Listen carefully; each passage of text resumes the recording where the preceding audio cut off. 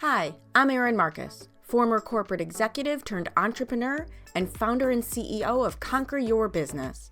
Welcome to the Ready Yet podcast. We're excited to bring you more than 100 episodes of interviews and insights designed to help entrepreneurs get the financial and emotional freedom they need in order to build a business and a life they're proud of.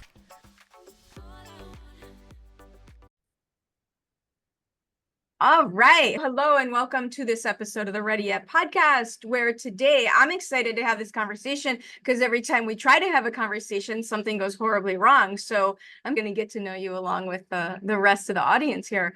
But Mr. Noah Pusey of Ripple Feedback, very excited to hear more about what you do, how you got there, what you had to go through to get there, all the dirty underbelly secrets you didn't know you were going to be asked to share with everyone today. But before we dive into it, why don't you tell everyone a little bit more officially who you are and what you do? Absolutely, Erin. Thank you for having me. I'm looking forward to our discussion today. My name is Noah Pusey. I'm the president and CEO of Ripple. Ripple is a talent assessment, management, development tool. In 2024, if you're clinging as leadership, if you're clinging to what I grew up on professionally, the annual review, you are wasting your time. Studies have shown that the annual review is a toxic, dangerous, anxiety-ridden event. People look forward to it too much. People are disappointed by it too much. Managers don't really like it. They don't think it's an effective use of time. And by the way, if you're talking to your people once every 12 months, probably not an effective way of managing them. So what we do is we use survey analytics to gather data and show managers who their people are and what they like, what they don't like, who they like working with, who they might not like working with, and provide actionable, timely feedback. Feedback, engagement, culture, these are the buzzwords that get thrown around a lot. People like to talk about it, but it's acting that changes the world, not talking. So we always, in our initial discussion with prospective clients, really try to get them to commit to a game plan. And quite frankly, even if they don't use Ripple, but they're committed to using something, because a lot of companies have gotten rid of the annual review, haven't replaced it with anything, but they knew nobody liked it, so they just stopped doing it. And it's exactly, and it's also it became a compliance exercise. So even if it was effective decades ago, I'm sure many of the listeners will know that I worked my last W-2 job. Every now and then, every November, you'd get the HR person saying, "You got to fill out your 360s." Fill out your 360s for people you didn't even know. And for people you didn't ever work with. 100%. And it became this obligation instead of a duty. Instead of wanting to give information, I have people in my network that share stories about the annual review and no one's ever said, "I love the annual review." One of the people in my network was a pharmaceutical salesperson, and he would cut and paste his 360s for his team every year, change the date, change the person's name. Nobody even knew, right? Nobody even knew. So that confirms two things. One, the person filling it out doesn't really care about it, obviously, if you're just cutting and pasting. And two, the person that is purportedly reviewing it isn't either, because they'd see that Noah's 360 for 7 people on his team is identical. And I see a problem in corporate with this type of thing, as well as it reminds me of DEI. It's treated like a check the box situation instead of an opportunity to not just make change in your business, but impactful change. Yeah. So one of our taglines is making the workplace a better place to work, right? Oh, perfect. Love it. Good job. It really is. Having led companies, you want your people to be happy. And I'm not talking about a utopia where people are skipping to work and picking flowers. I think that is such a misnomer. Like, I watch, and this is where social media gets us in trouble of coloring our viewpoint, because if you watch TikTok, and that's like the one platform I play on because the algorithm knows I'm interested in baby goats and like animal rescue. So it's a pretty safe place for me. Right. But these younger generation recording their situations. And by the way, I have zero problems with that. I think there should be 100% transparency in so much of this situation. There is a difference between private information and transparency in process. There's also a difference in terms of what is being shared. I love the word transparency. If you are transparent about your policies and what your end goals are, that's different, because then the user goes in with eyes wide open, right? and they can make their decisions. Yeah, if you find out after the fact that all of your information is being shared, that's not okay with me. But to your point, yes, I think as long as when you talk about change, don't talk about change because you read an article online on LinkedIn or Inc.com. Talk about change with a realistic expectation of action. And in sales, as 80% of your deals close after the seventh or eighth touch, right? However, if you can filter that process down to third or fourth touch, meaning from the get-go, I want to know if you're committed to employing a solution that people get on a call with me or a Zoom with me because they have a problem. If their culture was great, if engagement was great, if their people They loved wouldn't be talking to you. they wouldn't Right. be talking to you. Well, and So I think in small business, it's so interesting to me because it's so different. I'm torn because I see a big split in the small business world between people who are amazing mentors and treat their team the way they treat their clients. And then you get the flip side, which I guess is just a microcosm of what in corporate as well. You get people who are fantastic at the thing the business does, but know nothing about building and running and leading a business. So I often see every underlying hesitation around sales also shows up in every underlying hesitation around leadership, setting expectations, managing the expectations. But people want that. One of the things I learned early on in my leadership training was clarity is kindness. Yep. Clarity is kindness, telling people exactly what you want. And one of the things you said earlier that I think, and you mentioned it, but I don't think people really realize, people want to be happy in their job doesn't mean they want all the time off. They want all the ridiculous perks. It's really not what people are looking for. I use this expression a lot. Culture is how your people view their coworkers, how your people view leadership. Culture is not beanbag chairs or foosball tables or mandatory happy hours on Thursdays. I love mandatory happy hours. You better be happy. But foosbag chairs, foosball tables, bean chairs, those are all the result of culture. People want to hang out at lunch together in a conference room because they like each other. If you force it, we have lunch every Wednesday in the conference room, be there. Okay, then that's just one more obligation. You want your people to want to become closer with their coworkers because that builds the biggest word we use around Ripple is retention. And it's retention via community. Right, exactly. Right, via community. What happens when you have this how do you build culture? This to me is it's a real question. To me, it's obvious because I really like talking to people, but how do you build culture? And this is what I think everybody's so scared of. How do you build culture in a virtual environment? So the question is not necessarily, I think you have to answer what culture do you want first, because you can't build something if you don't know what the end result is. And I think culture certainly is defined by every industry. And I would argue culture is defined on an organizational basis. Two different law firms can have completely different, very different attitudes and even regionality, right? A law firm in Spokane is going to be different than a law firm in Manhattan, right, because of the nature of the industry. Accounting firms are going to be different than marketing firms. They're numbers driven. Marketing is creativity driven. So the culture, everyone wants to build culture, but I think you have to define what culture you want to build before you can undertake the task of accomplishing that culture. And I also think culture is organic. We were discussing before we started recording about just having an organic discussion on this podcast. And I think it's important that the rigidity of traditional leadership is what we have to get away from. We've always done it that way. One of the worst. Oh my God, that is my lead. You want to make sure that I will never pay attention to anything else that you say. Which is not a good response on my part. I own that. But True. As soon as I hear, right, it's a little extreme. I know, I get it. But you want to make sure I have tuned you out going forward is when I hear someone say that's how it's always been done. Unless you follow that expression with the following. Well, because.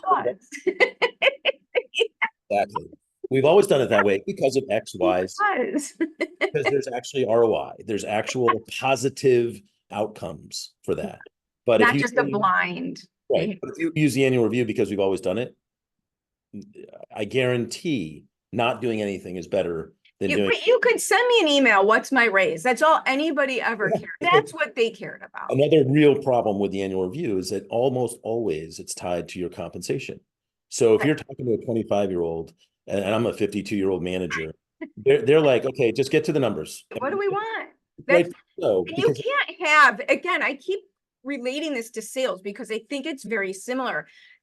Once you start talking money, or if money is in the back of anyone's mind, it's very hard to have any other conversation until we've gotten that off the table in some way.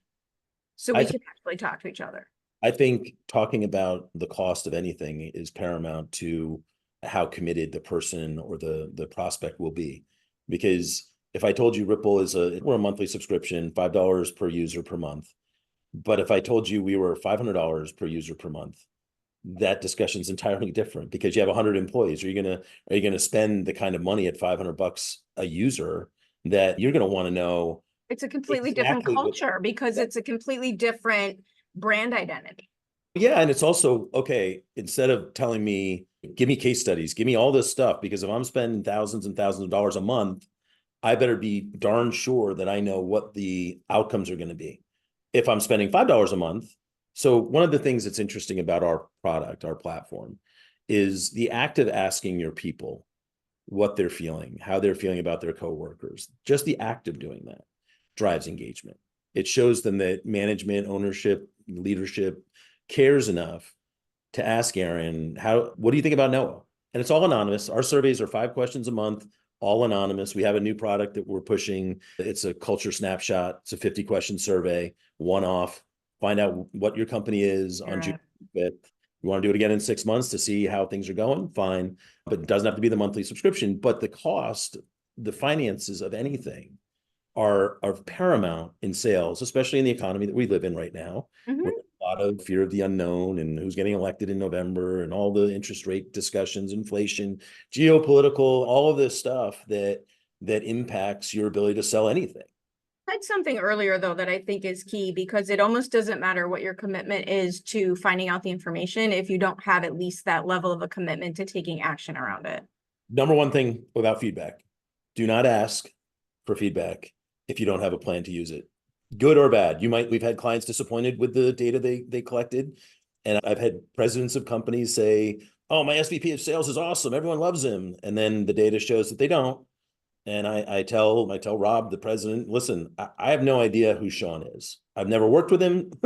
I've asked your people what they think about him. Not me. And yeah, it's not, and they'll question the algorithm and the algorithms that Ripple uses. And it's no, you didn't like the data. I get it. We've gone down this road a few times with some clients. So you have bad data. Are you going to pull an ostrich, bury your head in the sand? Or are you going to take the data that your people were nice enough to give you? Because all data is good. There's a risk. I think leaders don't take enough into account the risk team members feel filling that out. Oh, yeah. It's a perceived risk. Hopefully it's not an actual risk. 15 to 20% of people that complete anonymous surveys do not wholly believe that they're anonymous. Why would they? They've been right too many times. And to their credit, they're not, right? They're anonymous leadership, but I can see who completed a survey for Aaron yesterday. Right. I can see a person who completed a survey for Matt yesterday. I would have to cull through thousands of answers, but I can do it, but I won't share it. I've been asked to by clients. Oh, Aaron was disappointed in her score. Can you tell me who gave her low scores? I said, that's not what this is about. but I won't, because once you violate that trust, we're an anonymous platform. And we had an example of a person early on that gave one of his coworkers, we're a 1 to 5 scale, 1 never, 5 always. And one of our questions is, I trust Aaron. So I'm completing the survey. This person's completing the survey, but for the point of the story, I'll be the person completing it. And I trust Aaron 100%. So what I do is I look at that question and I go, I'm going to find out how anonymous these are. So I'm going to give her a 1. And Aaron finds out, because she doesn't know I gave it to her, but she sees her scores. And she goes to the president of the company and says, I can't believe someone doesn't trust me, never trusts me. Someone doesn't trust me at Got all. that. Right. Zero trust. So the president of the company calls Ripple and says, listen, Erin's one of our best employees. We're going to lose her. She's really upset about this. What can we do about it? Can you let me know who gave her a one? And the president of Ripple says, I can't do that, but I have a hunch of why it was, because out of 20 answers to the I trust Erin question, you've received fours and fives on all the other ones. So I emailed this guy that gave her the one. And I said, hey, I'm the president of Ripple and I'd like to ask you a question or jump on a phone call with you. He goes, sure, what is it? I was like, I see that you gave Erin, and he was giving you 4.7s for all the other questions, right? An average of 4.7. And I said, did you answer one to I trust Erin to see if they're actually anonymous? And he goes, yep. He said, yes, I did. It was a test. It was a test balloon. It was a trial. And I said, good to know. Okay. And he goes, why? Did you tell President Karen so-and-so? And I was like, Right. I did not. She wanted it. She wanted to know because She's dying to know. by the way, because she wants to keep Erin, but now I can tell her that it was a test and that we passed it because this guy felt secure. And by the way, he will now tell all of his coworkers Right. what he did, and the fact that they are actually anonymous, and the participation levels, the genuine nature of the responses, everything is better off because of it. And that's happened a few times. And when you look at hundreds of data points, the answer to one question, yeah, maybe he didn't. And by the way, maybe he didn't have his coffee that day, and he thought one was always and five was never. You know, We've all done that. Yeah, there's unintentional errors that happen in data analytics, and over time, when you have 7, 8, 900 data points, the one answer that you've messed up, or the 2 or 3 or 4 answers that you messed up, they're irrelevant to the big picture. And I think not only does it take an act of trust to fill them out, but I think this was in one of Darren Hardy's books. Can you be brave enough to get the feedback? All feedback is good. All feedback is not positive, right? All data is good, because if you have bad data, that's the first step to correcting it. And then if you have good data, celebrate it. Really, lack of acknowledgement, especially with millennials and Gen Zers. I was raised by boomer leadership. Right. Acknowledgement was so low on what our expectations were. The reward for good work was more work. We pay you to do work. And that's how this works. Yeah. That's how it works. So I'm not going to pat you on the back. I'm not going to say take 2 days. You're allowed to come back and work tomorrow. That's exactly. The automatic deposit next Friday. That's our sign of acknowledging that we like the work you're doing. Right. Millennials and Gen Zers, they were raised different. And the thing that makes me laugh so much about our age group complaining about that is, who do they think raised these people? The trophy generation, right? Who do they think created that situation? Who gave them the trophies? Right. The trophy generation, right? The millennials. And who, I've had so many clients, I know it's a little bit of a tangent, but I've had so many clients, and it's usually men, get to their 30s and be actively angry at their parents because they don't know how to do anything. Girls tend to figure it out anyway, because they'd be actively mad that they don't know how to, they start to get scared. They start to think about their own family and how could they lead their own family if they don't actually know how to do it. And I think it's a valid point, but generationally, so we've done a lot of research in this area, right? So there's 4 generations of workforce currently. There's the boomers, the Gen Xers, the millennials, and the Gen Zers. Boomers don't care about feedback. They want to say they do.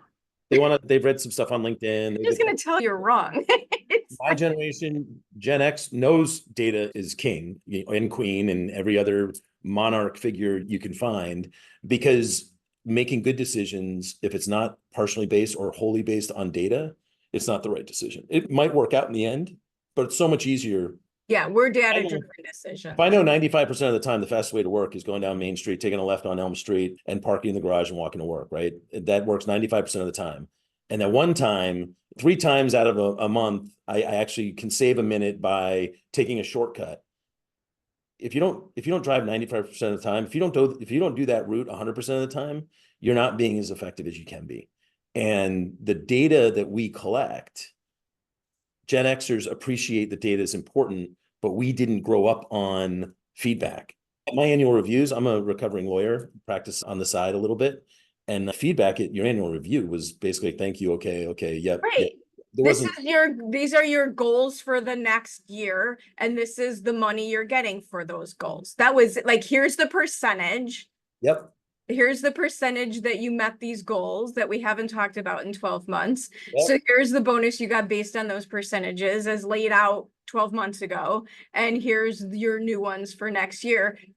You know, have at it. Right. Again, in law, it's the almighty billable hour. Right. You have to build 2,050 hours. Right. If you build 2,200 hours, you're an That's awesome. not, if right. you build 1,900 billable hours, you're a bad employee. Well, we grew up on the bell curve, right? We grew up on this, right? Yeah, This totally. is an A, this is a B, these Yeah. numbers. And how many people do you know now that weren't the greatest students in high school, but are successful business people? I didn't go to high school. Okay, so case in point, right? I literally didn't go. There is a strong argument, again, talking about data, there is a strong argument that the college system, the university system in the United States of America is fatally flawed from an economic ROI. For me, it wasn't as expensive. I went to college, and that's literally where I got any kind of formal education, because I went to Chicago. I should have gone to Chicago public schools, but by the time I was 14, I had other things I was interested in doing.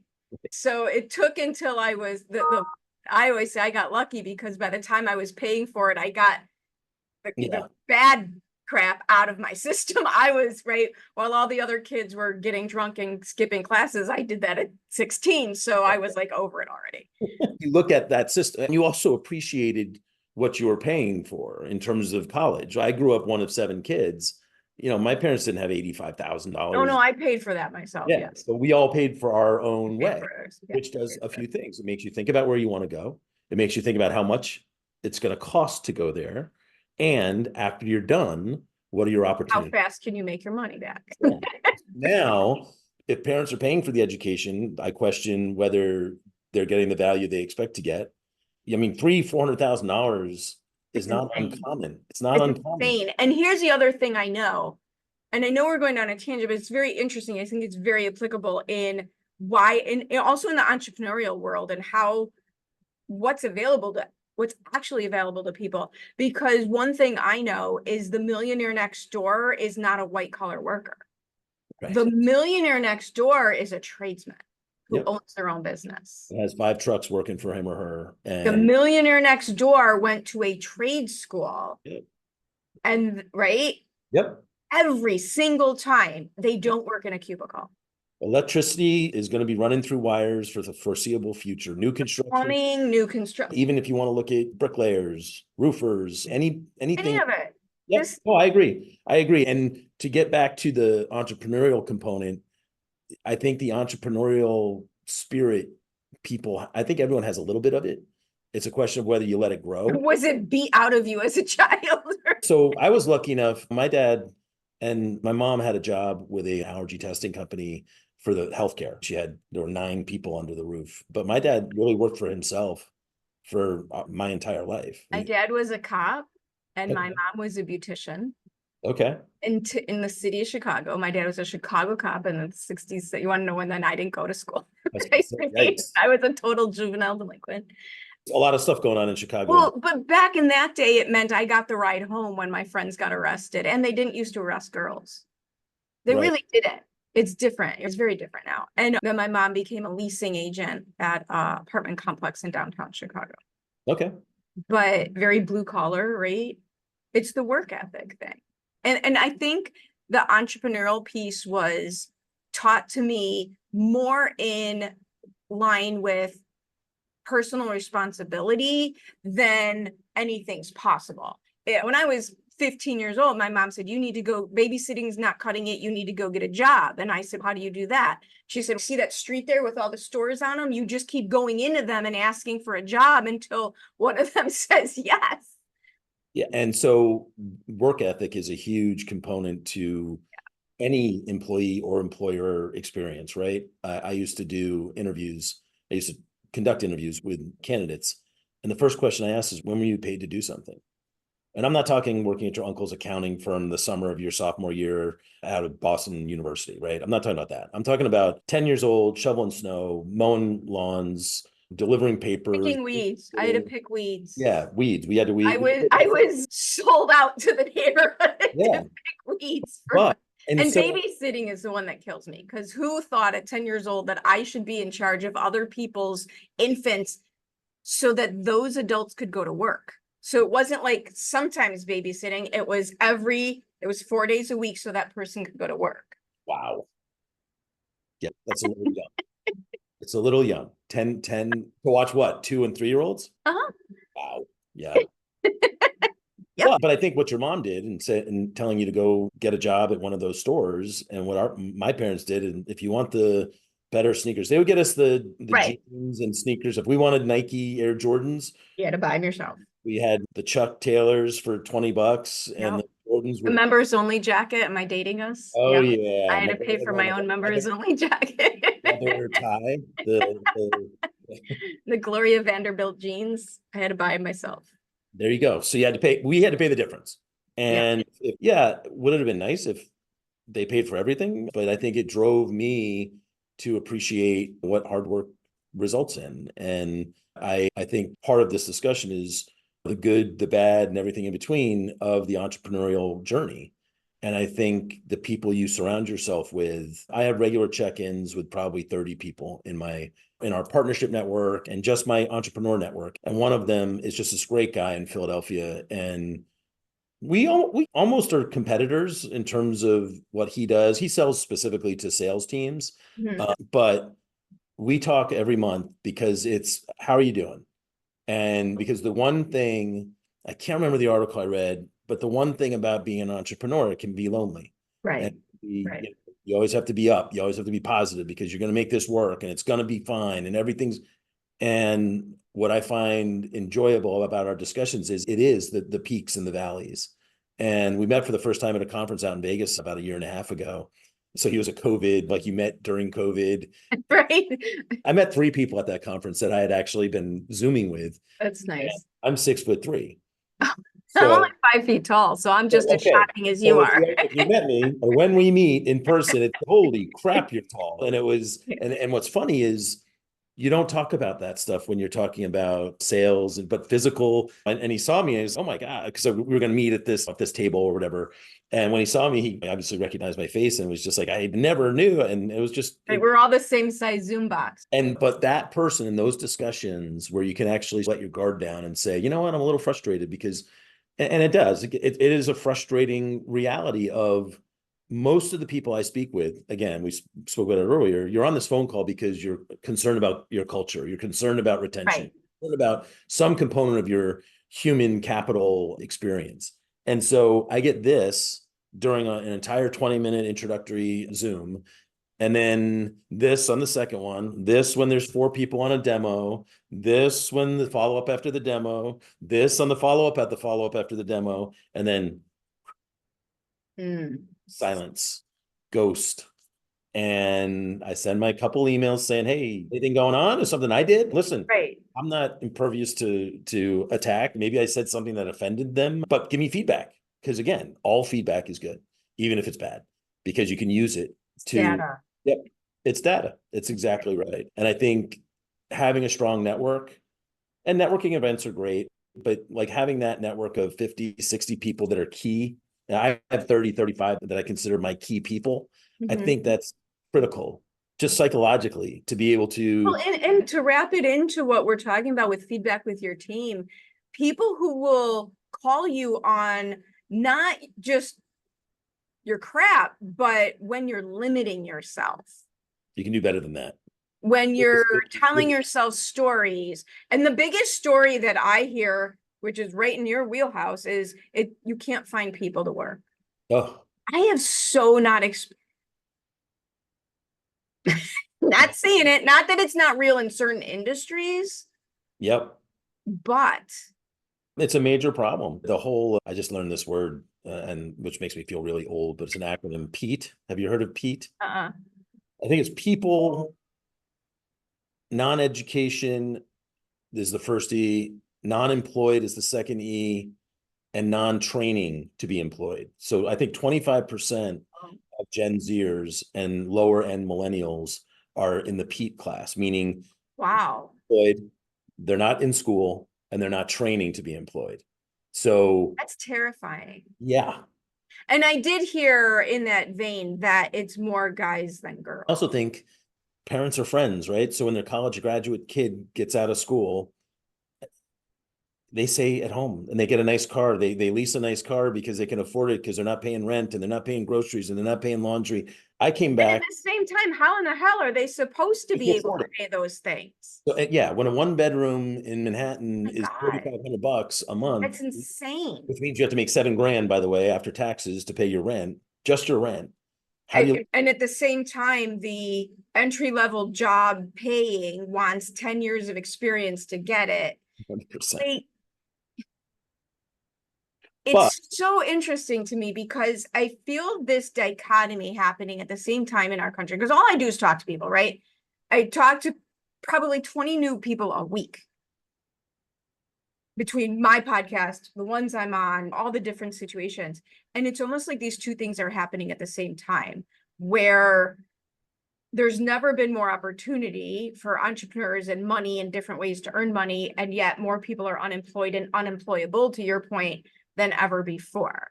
There's never been more racism, while there's never in years, and yet there's more awareness. yeah. This is not sustainable, people, in any of these categories.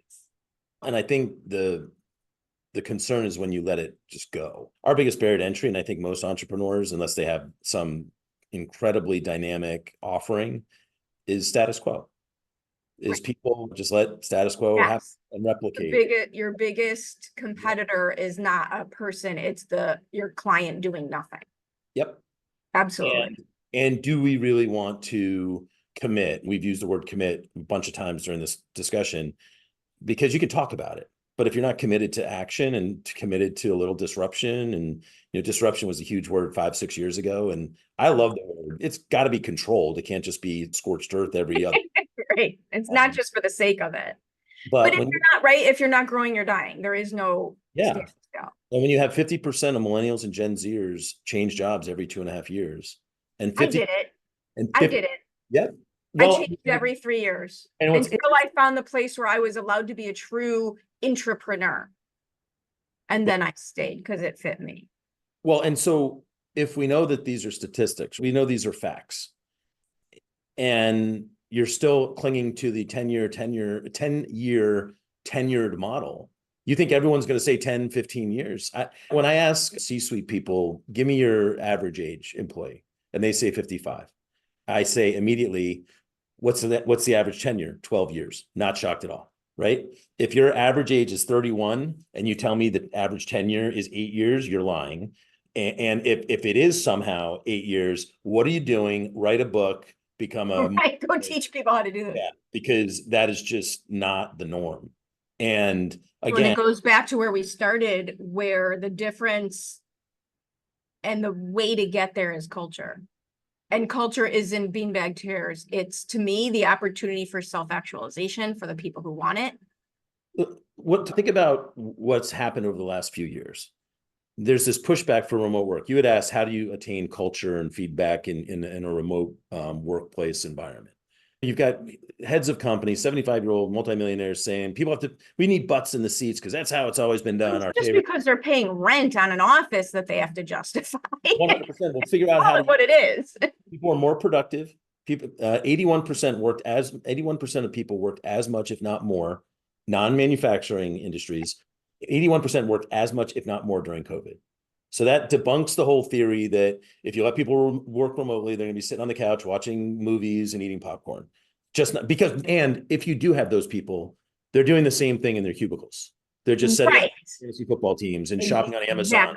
Exactly. It's not the environment, it's the person. And then we could talk for, I know we're probably round two. round two on engagement. Just the numbers, 30% of American employees are engaged.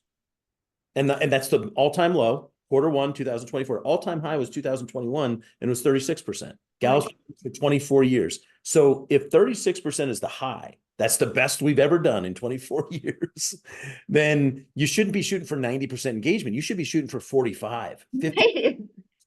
Because 90% engagement is almost impossible. Nobody's brain works that way. Right. And so It's almost like you have to take manufacturing's concept of loss, scrap, and yep, apply it to human capital. 100%. And if it's a 6% swing in 24 years, the highest was 36, the lowest was It's 39. not going anywhere. It was never 74%. And now we're shocked that it's 30%. The high was 3 years ago, 36%. Now it's 30%. It was 33%. And a lot of this, what I love about the entrepreneurial world, and this is something that I've been doing in my business, and how does this all apply? If this is information is accurate, we know this is data. I heard about this when I was in leadership training in the 90s, and this is not new. This is how it works. Why then, if you're in charge of your own world, are you working 60 and 70 hours a week? Nope. It's more focused, not more hours. And I literally left a Work job. better, not longer. And if you have an employee that can do her work or his work or their work in 2 pay hours. for outcomes. Yep.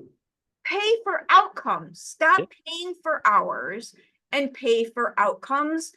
I will tell you that one of the last job I had for a very long time, that's how our culture worked. There was a group of people that needed to track hours because it was a help desk situation. So obviously it had to be manned. That was a different job. But for those of us who were in charge of creating specific outcomes, they didn't track paid time off. They didn't track when you were where. As long as you were producing the outcomes that they asked, you could do whatever it is that you wanted to do. Technology, right?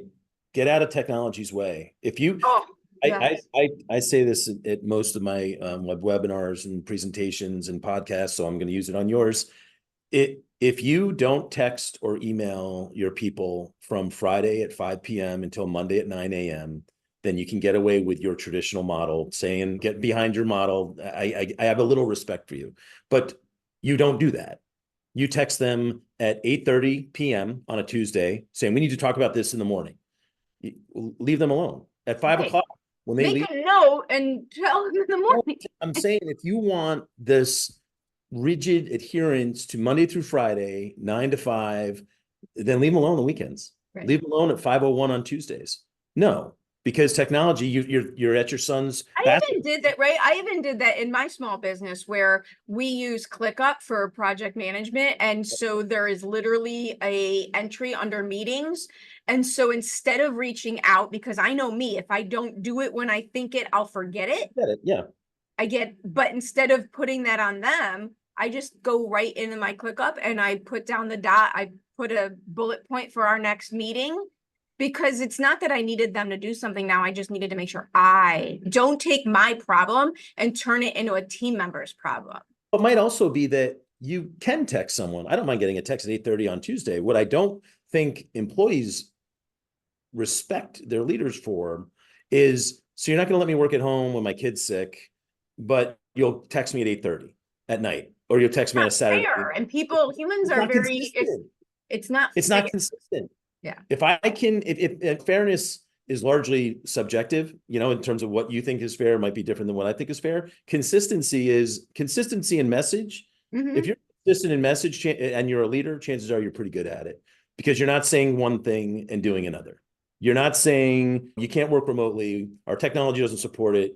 Yeah, it does. It's 2024. You could say that maybe 25 years ago, but even then it was a lame argument for disallowing for remote work.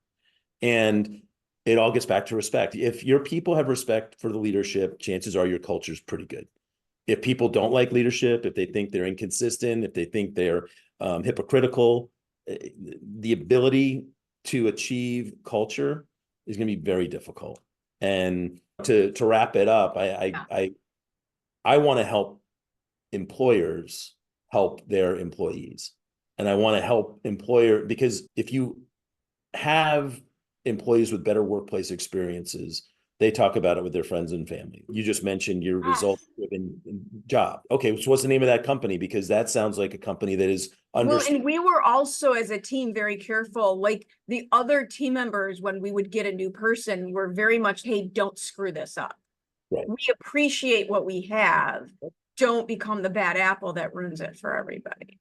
And I just want to wrap something up here, because I think it's really, we've been talking about leadership and feedback and team rankings and 360. Do not think for 1 second that this is not applicable in a very small business. I think one of the biggest mistakes small business owners make is think I'm too small. It doesn't matter. Treat your business like a business. Our smallest client was a 4-person veterinarian clinic. Yeah. I think Now, it's anonymity is a little harder to do. Yeah, it's a little trickier on that small of a business, but certainly 10, 12, 15, 20 employees. Know what your people are thinking, because if you don't, you'll find out when they quit. Yeah. Or they'll quit, they'll ghost you. We used to give 2-week notices. Now, employees just don't show up. And their employers are like, I got to text this person. Did something happen? My dad was a cop. My first thought is you're in a ditch. Yeah, exactly. Yes. My first thought is always you're dead in a ditch somewhere. I always tell, I don't care what you do, just let me know what you're doing. I don't care what it is, just tell me you're alive. Right. Yep. And at the end of the day, if you can't know what your people feel about their teams and their departments and their organization as a whole, then chances are you're disconnected as a leader and you're not being as effective as you can be. And the generational biases, like every new generation of workforce is coddled. Like, I'm sure when I got out of law school, if you look at the headlines from 50 years ago, they're saying about us what we're saying about them. It doesn't change. Entitled new generation of workforce wants casual Fridays during the summer, right? Exactly.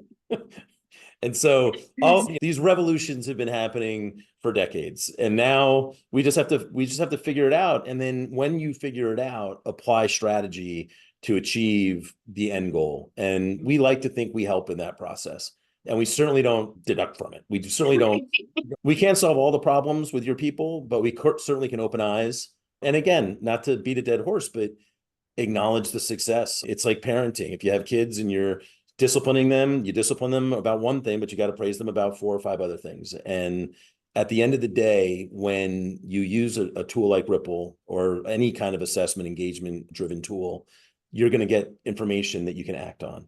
And we're there to help. And my website is right there, ripplefeedback.com. My email is noah@ripplecrew.com, crew.com. And would love to hear from anybody who's listening to this and help them take the first step on the path to achieving the culture. Absolutely. It's your most expensive resource as a business owner. It's also the best resource you have. Yep. And you can call them employees, you can call them workers, you can call them talent. Until the robots totally take over, they're human beings. Still waiting for them. But they're human beings, and they deserve some appreciation for their psychological and overall wellness, and we help drive that. We are throwing a special 50% for the first year for your accounts. It's $5 per user. That works out to $60 a year per account. So we're slashing that in half for your listeners, $30 per annually for the first year, and then we go back to the regular price. Looking forward to hearing from. First of all, looking forward to talking with you more, maybe round 2 on engagement and whether it's just a reality of today and maybe businesses have just assumed 30, 32, 35, 36%. It is what it is. Yeah. Thank you so much for having this conversation with me. I think it's the biggest expense we have. It's the biggest opportunity we have as a small business owner. And you got to put as much effort into that as you're putting into marketing and sales and your product and everything else. So thank you so much. 100%. Thank you for having me. I hope you enjoyed this episode of the Ready Yet podcast. I truly enjoy bringing these stories of success and inspiration to you. Please join us in our mission to empower entrepreneurs to be in charge of their businesses and in charge of their lives by sharing this with anyone you know who would benefit from our tactical and motivating advice, leaving us a review, and letting us know if there are any particular topics you would really appreciate hearing about. See you next time.